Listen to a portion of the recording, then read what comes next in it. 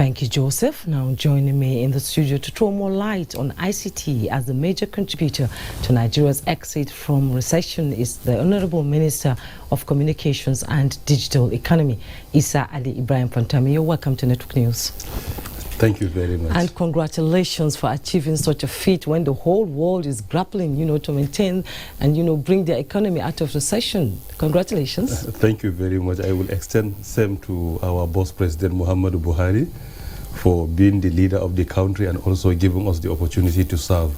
Okay, thank you. Now let's go to the questions. Nigeria's exit from recession is a pinch, indeed, of good news.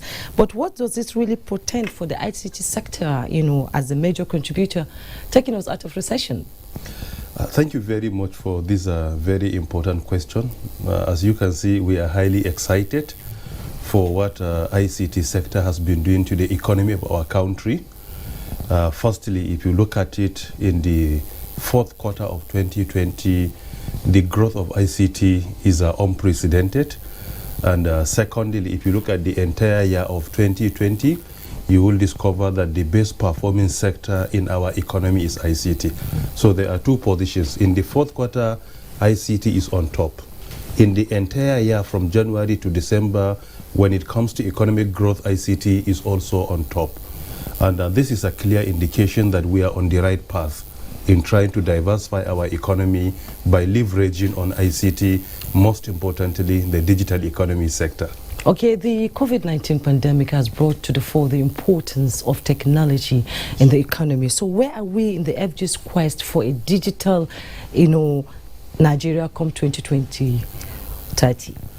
Thank you very much. As you all know that in 2019, to be specific, on the 28th November 2019, based on the directives of Mr. President Muhammadu Buhari, GCFR, we developed the National Digital Economy Policy for a Digital Nigeria, in which we mentioned 8 pillars.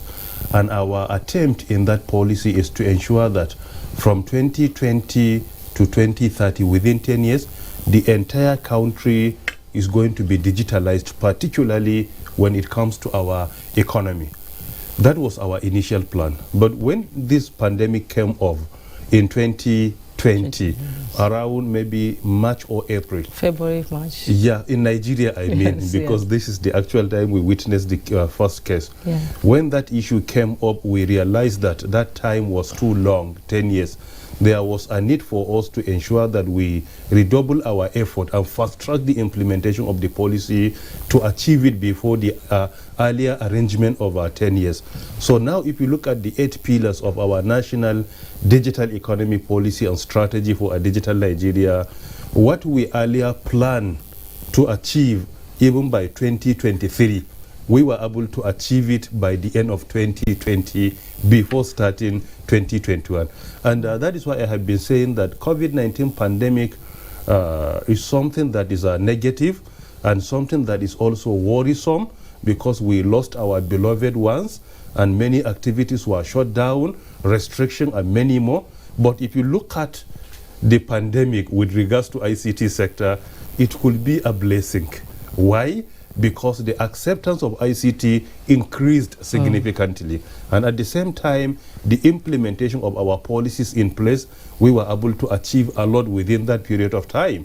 In governance, you will discover that today, most of our most important meetings, engagements, federal government policies, economy, and many more are being discussed virtually. Okay. Federal Executive Council is virtual. Largely. Almost everything National is virtual Economic now. Council is virtual, and many more. So I think COVID-19 pandemic really compelled us to redouble our effort and ensure the implementation of the policies we have in place. Okay, while we're back in the euphoria of this success, what are the other low-hanging fruits waiting to be tapped, and what does the country intend to maximize technologically?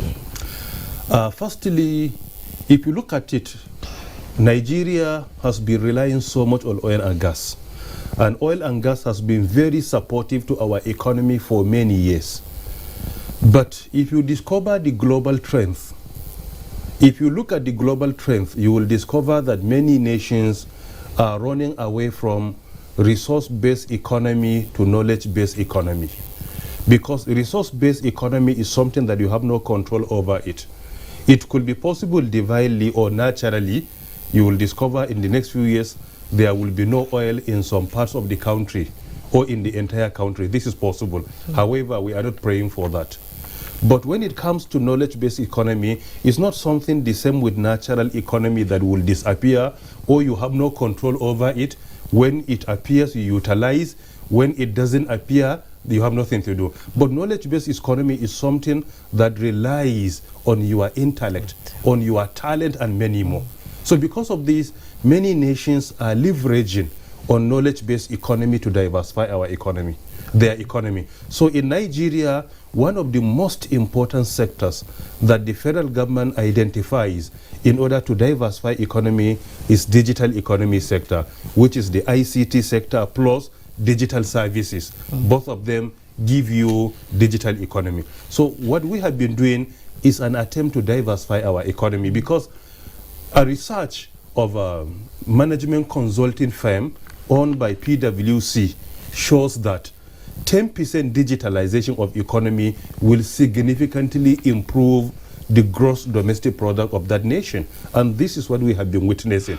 And secondly, 10% broadband penetration, based on the research of World Economic Forum, it could increase your own GDP by a minimum of 0.6% up to 6.8%. Thank you, Honorable Minister. We're sort of running out of time. Oh, thank you so much for your input. We hope ICT, Nigerians will key into the sector more. Thank you so much for coming. I've been speaking with the Honorable Minister of Communications and Digital Economy, Isa Ali Ibrahim Fantami. Thank you so much. It is my pleasure for coming. Thank you. Now